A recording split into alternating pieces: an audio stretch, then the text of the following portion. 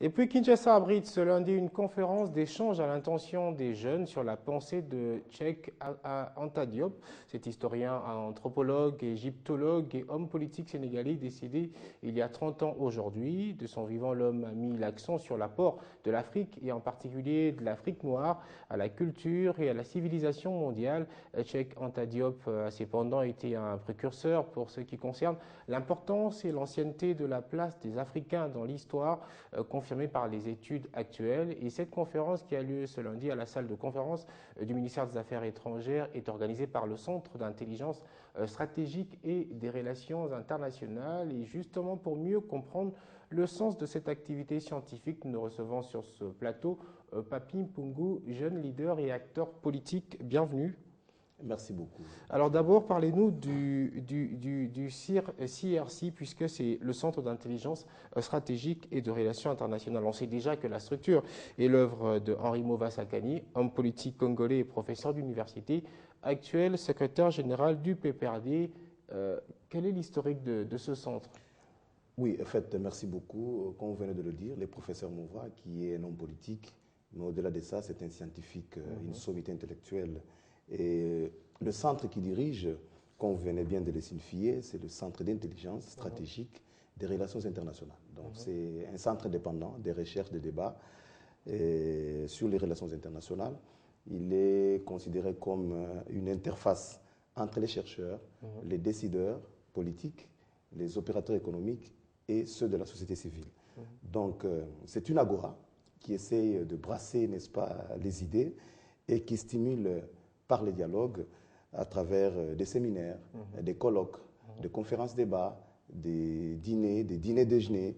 Et en fait, c'est un lieu, un haut lieu du savoir et haut lieu d'échange et d'idées sur l'anticipation par rapport à l'évolution du monde et l'anticipation par rapport aux problèmes internationaux. Alors pourquoi avoir choisi le Sénégalais Anta Diop?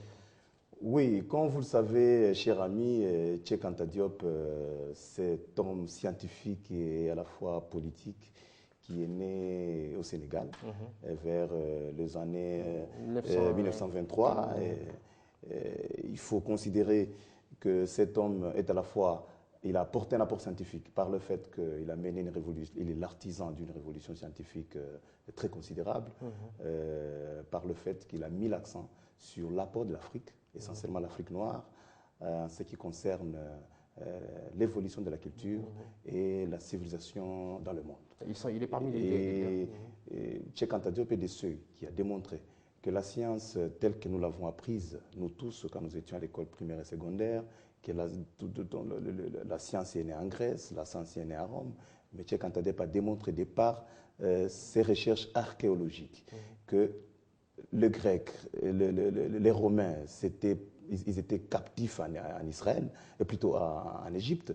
Ils ont étudié dans les anciennes universités très célèbres d'Alexandrie et de Thébès. Et pendant leur captivité, ils ont appris la science en Égypte et ils sont partis avec ces ouvrages. Donc c'est pour dire que même le père de la philosophie lui-même, Cheikh Anta Diop, l'a démontré qu'il a étudié à l'université de Thébès. Ça, c'est en tant qu'homme de science, mais aussi Cheikh Anta Diop, c'est un homme politique. Dès les années 1947, il s'est engagé dans la recherche des indépendants des pays africains et il a prôné, n'est-ce pas, l'instauration, la constitution d'un État fédéral d'Afrique.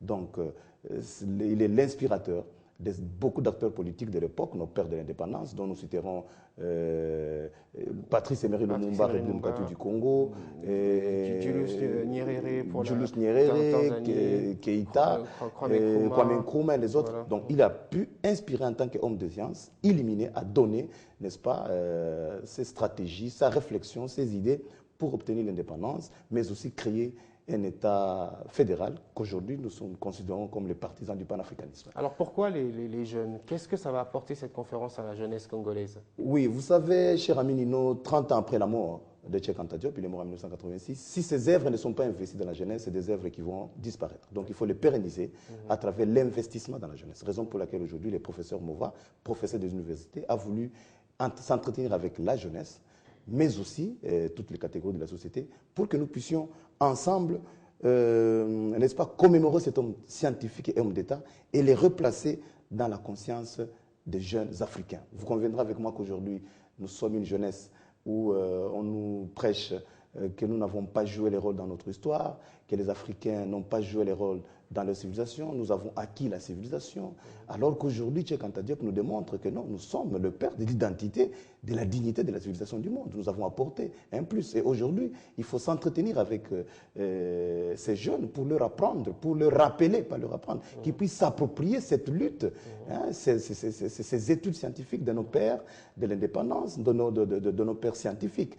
Avant, nous avons vu que les Cheikh Anta Diop, les Julius Nyerere, les Léopold Sédar Senghor, ils sont venus de villages pour aller en Europe et défendre l'identité et la dignité africaine. Mais malheureusement, aujourd'hui, nous constatons que la plupart des Africains qui sont en Europe ne font plus ce qu'ils doivent faire. C'est des africanistes. Vous verrez un Belge et un Français qui se présentent comme les spécialistes des questions africaines, qui parlent de la Côte d'Ivoire, qui parlent de la Zambie, ça doit revenir aux Africains qui connaissent l'historique, qui connaissent les contextes, qui ont un lien des us et coutumes, un lien historique, un lien consanguin, sincère. Raison pour laquelle aujourd'hui, le professeur Henri Mauva invite la jeunesse pour que nous puissions nous commémorer, n'est-ce pas, ces grands hommes scientifiques et politiques et nous approprier notre propre histoire.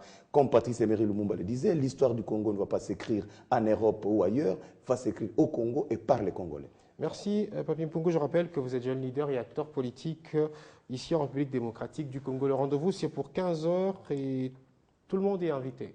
Tout le monde est invité.